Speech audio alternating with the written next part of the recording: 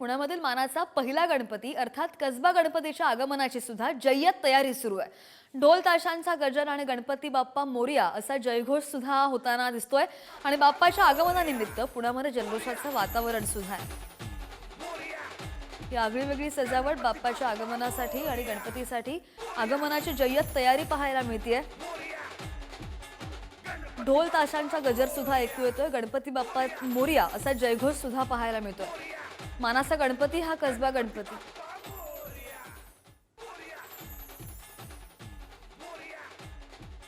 आणि या ठिकाणावरून आमचे प्रतिनिधी बालाजी पोद्दार यांच्याकडून आपण जाणून घेऊयात। बालाजी, कसबा गणपती बाप्पाची सजावट आपण पाहतोय, मखर आपण पाहतोय सजवली कशा प्रकारे, खूप उत्कृष्ट पद्धतीची आणि आकर्षक पद्धतीची मखर पाहायला मिळते। भाविकांमध्ये कसा उत्साह आहे आणि प्राणप्रतिष्ठापना झाली आहे का?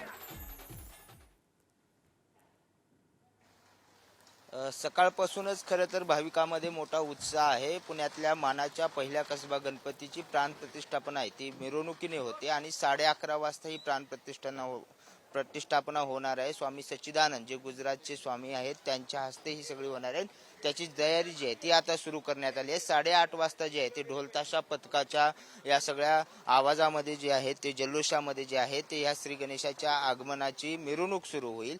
जवळपास 2 तास जे आहे ती श्री गणेशाची मिरवणूक होईल। त्यानंतर याच पाली बल्लाळेश्वरचं जे मंदिर आहे ते यावर्षी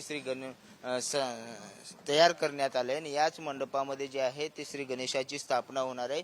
11:30 वाजता दरवर्षीप्रमाणे नित्य पूजा अर्चा करून या गणेशाची स्थापना होते। याचं वैशिष्ट्य म्हणजे पारंपरिक पद्धतीने अगदी पालखीमधून या गणेशाची मिरवणूक निघत असते। ही जी पालखी आहे ती सुद्धा तयार करण्यात आलेली आहे। आपण समोर पाहतोय की चांदीचा आसन आहे, ज्या चांदीच्या आसनावर श्री कसबा गणपतीचं आगमन होत असतं, कसबा गणपतीची स्थापना होत असते आणि पुढले 11 दिवस या मंदिरामध्ये बल्लाळेश्वर मंदिराचं जे पालीचं मंदिर आहे ते यावेळी साकारण्यात आलेलं आहे। त्याच सभा मंडपामध्ये जे आहे ते पाली गणपतीचं मंडपामध्ये जे आहे ते कसबा गणपतीचं आगमन होणार आहे। पुण्यातले सगळेच गणेश मंडळ जे आहेत ते विसर्जन मिरवणूक असो या आगमन मिरवणूक असो, कसबा गणपतीची एक वेळेस मिरवणूक सुरू झाल्यानंतर इतर वेगवेगळ्या गणेशाची स्थापना होत असते। त्यामुळे आता 8:30 वाजता जी आहे ती मोठे वाजत गाजत ही सगळी मिरवणूक आहे ती सुरू होणार आहे। त्यानंतर मात्र श्री गणेशाचं जे आगमन आहे ते आगमन होईल 11:30 वाजता। प्राणप्रतिष्ठापना होण्याची माहिती जी आहे ती विश्वस्ताने दिलेली आहे। अगदी, आणि आपण पाहतोय की आगमन थोड्या वेळात होईलच, मात्र आपण बाहेरचा परिसर आपल्या प्रेक्षकांना दाखवू शकतो कशा प्रकारे ढोल ताशा पथकं सुद्धा तिथे सज्ज झालेली आहेत बाप्पाच्या आगमनासाठी। बालाजी,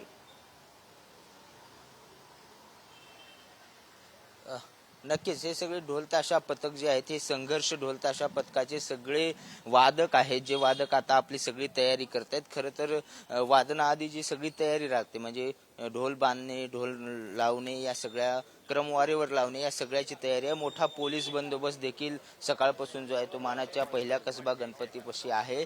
या सगळ्या ढोल ताशा पथकामध्ये चिमुकल्या सुद्धा मोठ्या सहभागी झालेल्या आहेत, लहान लहान मुली आहेत। सगळ्यांमध्ये, तरुणांमध्ये, नागरिकांमध्ये मोठा उत्साह पाहायला मिळतोय आणि याच वादकांच्या मिरवणुकीने जे आहे ते श्री गणेशाचं कसबा गणपतीचं आगमन होते।